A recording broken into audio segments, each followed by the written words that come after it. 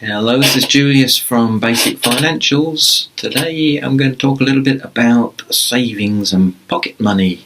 I can remember when my children were young, looking on the internet and asking friends how much pocket money. And obviously what your children's friends are getting is going to have a bit of a bearing on how much you might give in pocket money to your children. But I think one of the most important things is, rather than how much you give them, is what they then do with it. And this is when you can start the idea of saving money or not spending everything you get right from an early age. So let's just start from very small and say you're giving £1 pocket money. What you might do is, say, give a 50p piece and maybe 4 10p pieces.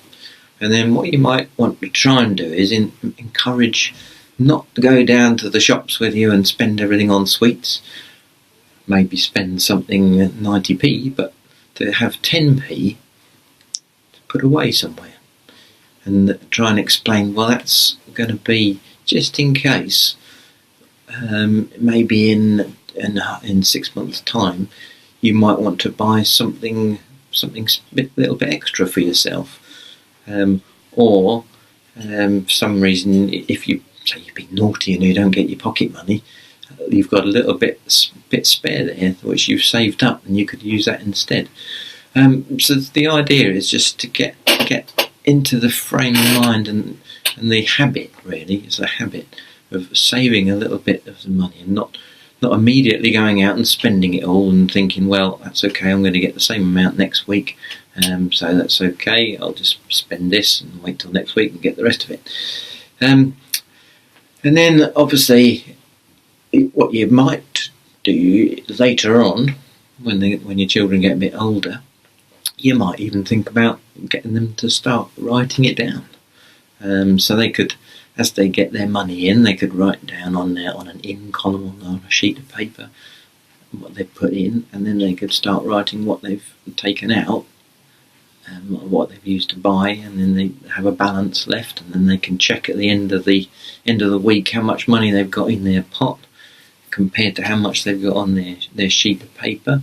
You don't want to get too obsessed on that, but it's just something they could think about, and that might even then introduce them into actually keeping tabs on what they're getting in and paying out, which could help a lot in the future. Now, this applies equally from when you're young. If forget about children now, think about yourselves.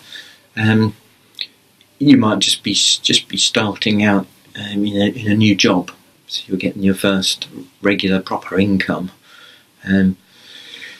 Try not to spend it all, basically. Again, exactly the same. Try and put some away. Now, that could be, how much you do is going to depend on what your outgoings are. I mean, sometimes it's not going to be possible to save very much, or maybe not at all. But if you can, do so.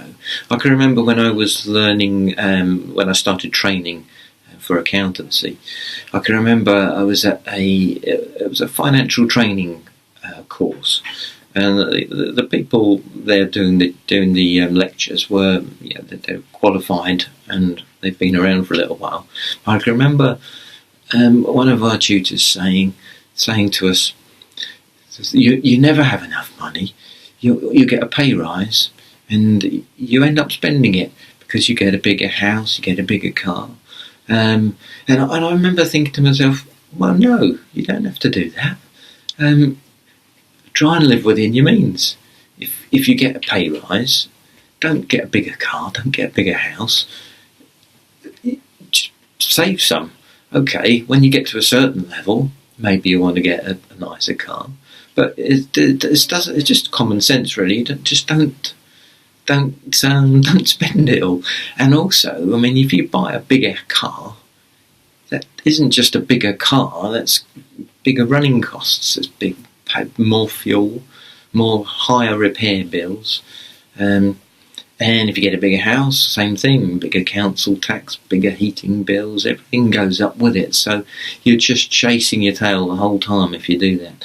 So try and live within your means, and that can help. If you've started your children off from an early age, they'll always be in that frame of mind. It's a difficult one, and there's no right answer. I mean, if you're living well within your means all the time and you're comfortable, then you could say that's not very good, because you're not going to be motivated to go out and you've got to earn this money because you've got these bills to pay. You might be more productive if you're going out, then you have to earn that money, which is sometimes what I think the government might like you to be doing. But it's not very comfortable if you're always chasing your tail, always chasing the next amount of money to come in to pay the bills. And obviously on the other side of the scale, what we so often get encouraged to do is to spend money we haven't even earned yet. We're bombarded with credit cards. Again, the government, they've allowed this to happen because it keeps the economy booming. You spend more money, the economy gets bigger, which is what the government like, bigger tax receipts, and the businesses like it, obviously. But you don't have to join in that rat race. You can say to yourself, right, okay, I'm going to try and earn more, be productive, but I'm not going to spend everything I've got, and definitely not going to spend money that I haven't earned yet, i.e. credit cards. You can use a credit card, but only use it for convenience. Don't use it to spend money that you haven't got and you aren't going to get. Okay, I think I'm going to leave it at that. That's it's common sense, and it's a habit. Get into the habit of saving. So it almost doesn't matter what you're saving in, just make sure you do it. That's the first thing. Maybe in a few videos I might talk about in the future things you might want to save in. I've talked a little bit about lifetime ISAs and Help to Buy ISAs, but there are lots of other products and pensions and things that you can do. But the main thing is just get something going out every month out of your pay. You sort of think of it like an expense. It's but it's there for the future. Okay, well, thanks for listening, and as usual, like and subscribe, and I'll see you again soon.